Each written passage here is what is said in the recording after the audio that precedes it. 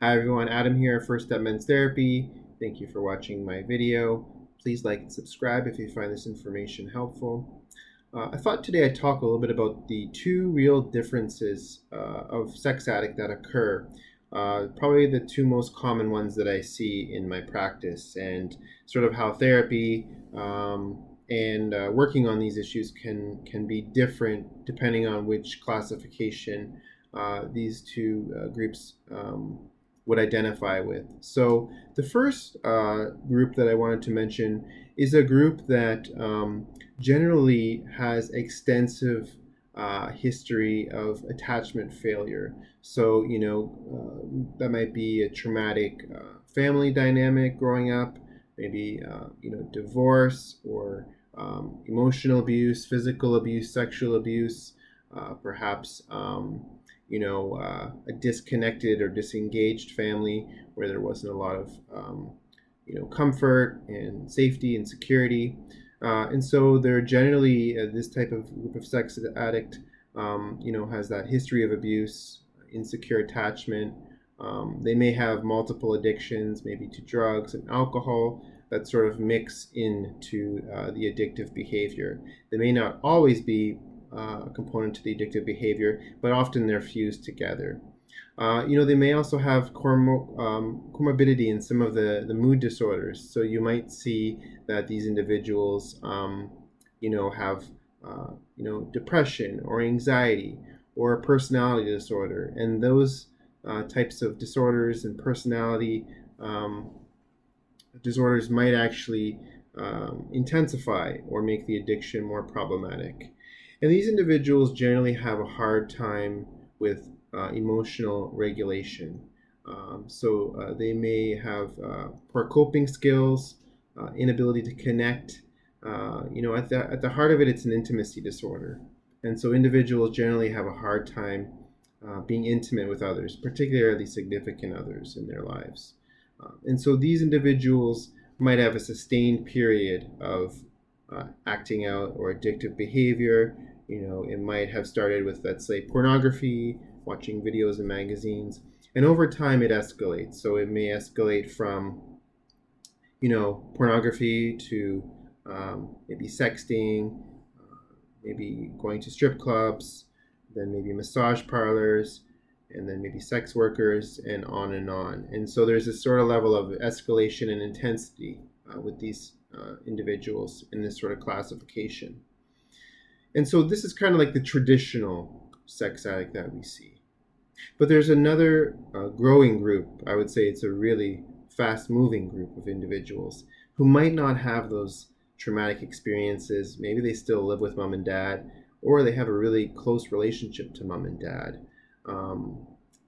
Not always, but generally that's sort of the common recipe is, very close attachment to mom and dad, good relationship growing up, no real signs of abuse or trauma, yet they still notice they're becoming addicted to pornography or some of these pay for porn viewing sites that have popped up over the years.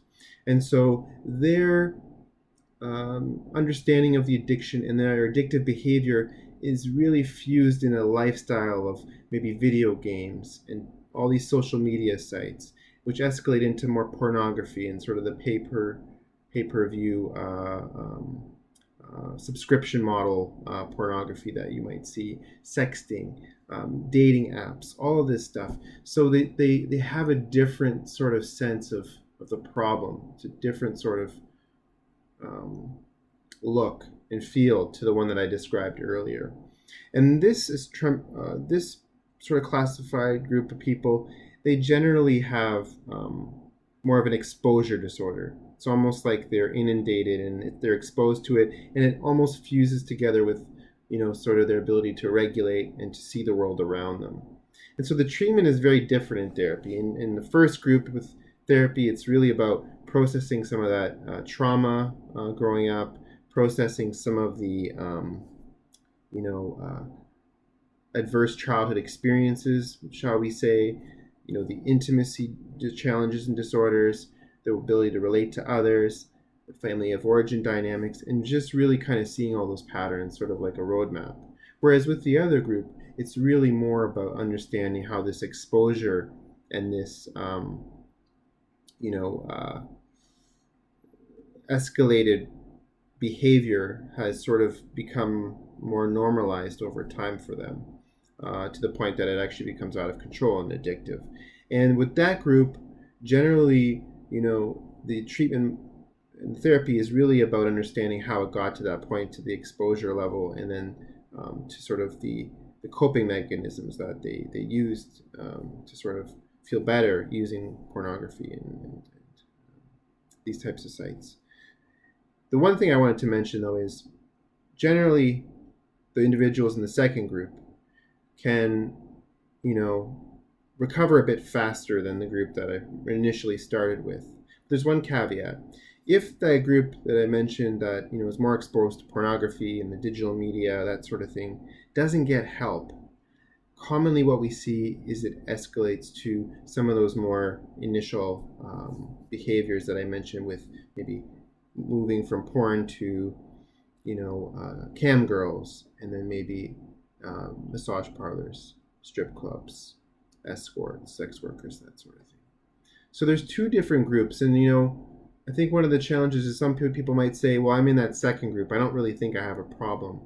Both of them are problems. They just sort of got to that problem in a different way. And so therapy can really be useful to identify sort of which category the person fits in, and then sort of how can we treat those underlying factors and situations and experiences in a different way.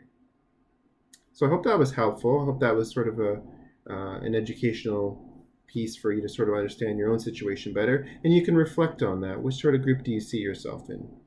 I hope that you found this useful. Please like and subscribe. You can also send me an email, adam@firststepmenstherapy.com, and ask me any questions that I can use for this channel to provide some useful content over the coming weeks. Hope you enjoyed that, and have a wonderful day.